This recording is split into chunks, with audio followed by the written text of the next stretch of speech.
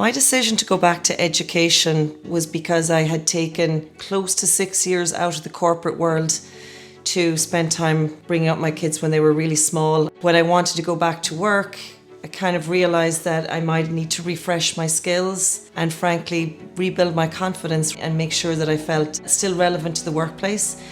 And very importantly, that I had a stronger hand in negotiating the right salary going back. Having such a world-class university on my doorstep made that decision really easy. My name is Siobhan Ryan. I did the corporate MBA course in UL and I am currently sales director at UiPath. So I went into this as a stay-at-home mom, looking to say, how do I get more control?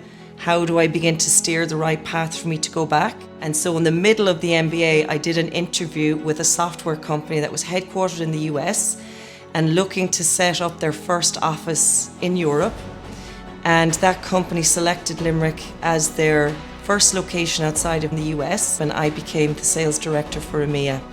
The MBA has helped me in sales because it gives you that rounded perspective of what other stakeholders in the business are looking for.